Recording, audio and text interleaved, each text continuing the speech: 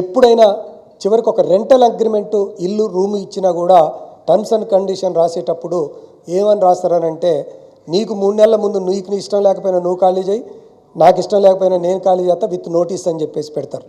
కానీ ఇలా ఈ 4 కోడ్లలో వచ్చే దాంట్లో ఒక ప్రమాదకరమైన పాయింట్ ఏంటంటే ఎంప్లాయ్మెంట్లో నాకు ఇష్టం లేకపోతే నిన్ను తొలగిస్తా, అందులో పదం ఇష్టం అని రాయడు, నీ పర్ఫార్మెన్స్ సరిగా లేకపోతే నిన్ను తొలగిస్తా అంటాడు. ఇక అప్పుడు వాడు అనుకున్నప్పుడల్లా నీ పర్ఫార్మెన్స్ బాగుండదు. అంటే భారతదేశంలో పర్మనెంట్ ఎంప్లాయ్ అనే పదమే రద్దయిపోద్ది ఈ కోడ్ వస్తే.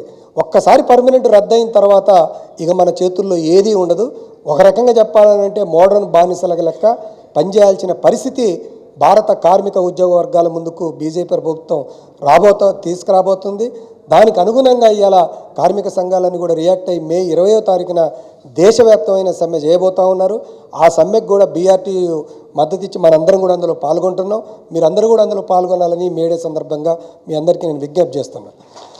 ఇంత ప్రమాదకరమైన పరిస్థితుల్లో కార్మిక వర్గం ఉంటే ఇలా ఒక ఎడారిలో ఓయాసిస్ టైపులో బీఆర్ఎస్ ప్రభుత్వం కేసీఆర్ గారి నాయకత్వంలో మాత్రం కేసీఆర్ గారు ఉన్నప్పుడు మన కార్మిక వర్గాన్ని కంటికి రెప్పలా ఆదుకున్నారు. మీకు చాలామందికి ఈ విషయాలు ఎంత చెప్పినా అది పొలిటికల్ యాంగిల్లో పోతున్నారు తప్ప రియల్గా చెప్పాలంటే నేను ఒక 29-30 ఏళ్ల నుంచి ట్రేడ్ యూనియన్లో పనిచేస్తున్నాను. కార్మికులకు సంబంధించినంత వరకు కేసీఆర్ గారు మాట్లాడినట్టుగా కేసీఆర్ గారు అర్థం చేసుకున్నట్టుగా ఏ ముఖ్యమంత్రి కూడా పనిచేయలేదు. బహుశా నేను ఎన్టీ రామారావు గారు ముఖ్యమంత్రిగా ఉన్నప్పుడు స్టూడెంట్ అక్కడి నుంచి వచ్చిన అందరి ముఖ్యమంత్రులతోటి నెగోషియేషన్లలో ఉన్నాం. ఏ ఒక్కరు కూడా కార్మికులను పిలిచి 1-2 గంటలు మాట్లాడింది లేదు.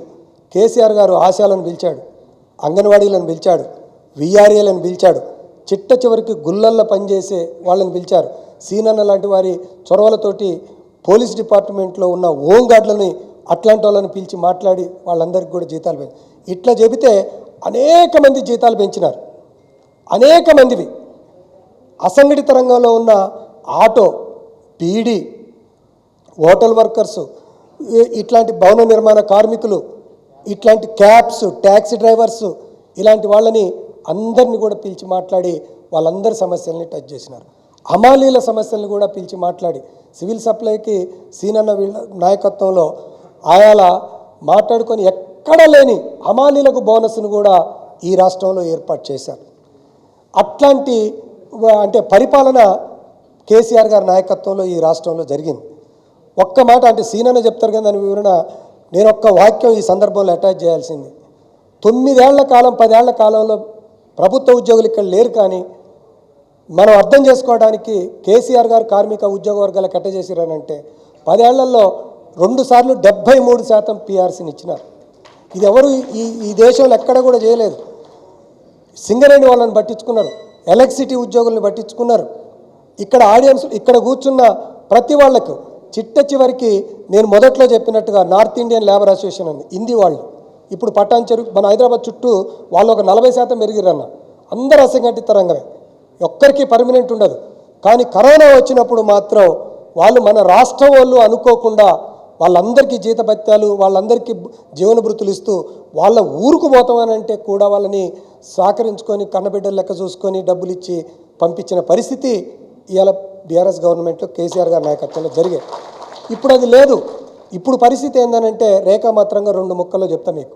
ఇప్పుడు పరిస్థితి మేనిఫెస్టోలో చూడండి. వాళ్ళ మేనిఫెస్టోలో అనేక అంశాలు చెప్పినారు. ఆశాలకు ఎంత జీతమో చెప్పినారు, అంగన్వాడీలకు ఎంత జీతమో చెప్పినారు, ఆటో వాళ్ళకి ఏం చేస్తామో చెప్పినారు, 12,000 ఇస్తామన్నారు. ఇట్లా చెప్పుకుంటూ పోతే అనేక రంగాలకు వాళ్ళు పెద్ద పెద్ద హామీలు ఇచ్చుకుంటూ పోయినారు. ఒక్క హామీ జరగలే. ఇచ్చిన మాట ఒక్క హామీ జరగలే. హామీ జరగకపోగా పర్మనెంట్ కాంట్రాక్ట్ లేబర్ని రెగ్యులరైజ్ చేస్తామన్నారు, ఓ కార్పొరేషన్ పెట్టేసేసి మేమే జీతాలు ఇస్తామన్నారు, సోషల్ సెక్యూరిటీ చేస్తామని చెప్పినారు. ఇట్లా చదువుకుంటూ పోతే 100 ఉంటాయి. ఒక్కటంటే ఒక్కటి చెయ్యకపోగా ఇప్పుడున్న ప్రమాదమైన పరిస్థితి ఏంటంటే అనేక ప్రాంతాల్లో జీతాలు రావట్లే. జీతాలే రావడంలే. ఏదన్నా మాట్లాడబోతుంటే నిన్న నేను వాటర్స్ రికగ్నైజ్డ్ యూనియన్ ప్రెసిడెంట్ని. అప్పటి నుంచి ఒక్కనాడు కూడా అది 89లో బోర్డు అయింది. అప్పటి నుంచి ఇప్పటివరకు అన్నడు జీతాలు ఆపలేదు. కేసీఆర్ గారి గవర్నమెంట్లో ఉన్నప్పుడు అసలు ఏ రోజైనా లాస్ట్ వర్కింగ్ డే జీతాలు ఇచ్చే పరిస్థితి. నిన్న మార్నింగ్ జీతాలు ఈరోజు వేయట్లేదని చెప్పినారు. అప్పటికప్పుడు అందరం పోయి గొడవ చేస్తే సాయంత్రం 4 జీతాలు వేసినారు. ఆ వేసేటప్పుడు ఎండి చెప్పినాడు మాకు, ఏమయ్యా ఒక్కరోజు లేట్ గురించే ఇంత గొడవ చేస్తున్నారు, ఇలా ఇన్స్టాల్మెంట్ బేస్డ్గా రాష్ట్రంలో ప్రభుత్వ ఉద్యోగులకు జీతాలు ఇస్తుంటే మీరు మమ్మల్ని చిట్ట నిలదీస్తున్నారు అని చెప్పినారు. అంటే వాస్తవంగా మాట్లాడుతున్నది రాష్ట్రంలో గవర్నమెంట్ ఉద్యోగులకు కానీ కాంట్రాక్ట్ మెడికల్ అండ్ హెల్త్లో జీతాలే లేవు, విఆర్ఏలకు జీతాలే లేవు, ఇట్లా చాలామందికి జీతాలు ఇవ్వడం లే. ప్రభుత్వం ఇవ్వాల్సింది ఇవ్వట్లేదు, కార్పొరేషన్ ఇవ్వట్లేదు, ప్రైవేట్ ఏరియాలో పట్టించుకున్న నాదుడే లేడు, లేబర్ డిపార్ట్మెంట్ పని విధానమే దాని గురించి పట్టించుకున్నట్టు లేడు. ఈ రకంగా కార్మిక ఉద్యోగులు ఒక రకంగా చెప్పంటే అనాథలైపోయే పరిస్థితి ఉన్నది, దిక్కులేని పరిస్థితి అయిపోయినది. అందుకని వాళ్ళందరికీ కూడా ఇవాళ బీఆర్టీ నాయకత్వం వహిస్తూ వాళ్ళ సమస్యల మీద రంగాల వారీగా మాట్లాడుకుంటూ ముందుకు పోతున్నాం. అయితే ఇక్కడ వేదిక మీద ఉన్న పెద్దలకు మధుసూదనాచారి గారికి కానీ సీనన్నకు కానీ మిగతా బడుగు లింగయ్య అన్నకు కానీ వీళ్ళకు కూడా నేను ఒక విషయం చెప్పదలుచుకున్నాను. ఇవాళ ఏమైపోయిందంటే ట్రేడ్ యూనియన్ ఉద్యోగ సంఘాల్లో కూడా అధికార పార్టీ అని అంటే ఏదో అధికార పార్టీతో ఉండాలన్న ఒక ఆ రకమైన అభిప్రాయం ఏర్పడ్డది. ఒక ఏడాది అయింది, ఇప్పుడు క్లారిటీ వచ్చేసింది. ఇప్పుడు క్లారిటీ వచ్చి అందరూ కొంచెం మీ ఆఫీస్ ఎక్కడుంది, మీరు ఎక్కడున్నారు అని ఇప్పుడు మన ఫోన్లు ఇప్పుడు ఎత్తుక్కునే పరిస్థితికి వచ్చి సంఘాలన్నీ ఇప్పుడు మన పక్కకు వస్తున్నాయి. మేము వాళ్ళందరికీ కూడా ధైర్యం చెప్పి మన లెటరేట్ల మీద మన పేర్లుంటే ముందు మీరు రాకండి. మేము మెడికల్ అండ్ హెల్త్లో హెల్త్ మినిస్టర్ గారు ఒక లెటరేట్ మన పడి దాని మీద బీఆర్టీ అని పాత లెటరేట్ పట్టుకొని పోయినారు. పోతే అది చూసి ఈ బీఆర్టీ అంటే ఏంటయ్యా, పలానా సంఘం మీరు మా దగ్గరికి రాబాకరి, మారితే రారి లేకపోతే లేదు. ఇంత పరిస్థితుల్లోనూ ఇప్పుడు అయినా కూడా కార్మిక వర్గం ఇప్పుడు కొంచెం తెగించి బయటకు వస్తున్నది. నిన్న మాకు వచ్చిన ఒక అంచనా ప్రకారంగా దాదాపు 25,000 నుంచి 30,000 మంది హైదరాబాద్ నుంచి కార్మికులు వెహికల్స్ పెట్టుకొని మన వరంగల్ సభకు వచ్చినారు. ఆ తర్వాత అక్కడక్కడ మాకు కంపెనీలలో అటెండెన్స్ సమస్యలు వస్తే మాకు తెలియజేయడం కానీ, లేదా మన ఎమ్మెల్యేలు ఇన్ని బండ్లు ఇచ్చినవని చెప్పడం ద్వారా కానీ వీటి వల్ల ఎన్ని కార్మిక వర్గం ఎంత కదిలింది అనేది బాగా కదిలింది. మాకు ఉట్టుగా చెప్తున్నారు, ప్రభుత్వ ఉద్యోగులు కదిలినారు సీనన్న. చాలామంది చెప్తున్నారు మధ్యదాకా వచ్చి మేము వీడికి వచ్చినాం, ట్రాఫిక్ ఇట్లయింది అట్లయింది అని చెప్పేసి. మరి అక్కడ దాకా కనపడలేదంటే ఇక కనపడితే లొల్లి మళ్ళా. అందుకని మేము పబ్లిక్ కదలాలి, బయటికి వెళ్ళాలి, ఎక్కువ మంది రోడ్డు మీదకి వచ్చిరని తెలవాలని మేము రోడ్ల మీదకి వచ్చినామని ఇలా ప్రభుత్వ ఉద్యోగుల సంఘాల నాయకులు కూడా మాతోటి ఫోన్లలో మాట్లాడి చెప్తున్నారు. ఆ రకంగా ఇలా ఈ ప్రభుత్వంతో చాలా ఇబ్బందులు పడి కార్మిక ఉద్యోగులందరూ మళ్ళీ ఇటు తిరుగుతున్నారు. అందుకని మీ అందరికీ చివరిగా నేను విజ్ఞప్తి చేసేది, మనం కూడా మీరందరూ కూడా కదలాలి. మీరందరూ కూడా రాబోయే కాలంలో వచ్చే వాళ్ళందరినీ అందుబాటులో పెట్టుకుని వాళ్ళ సమస్యల్ని మనం అడ్రస్ చేయాలి, పట్టించుకోవాలి.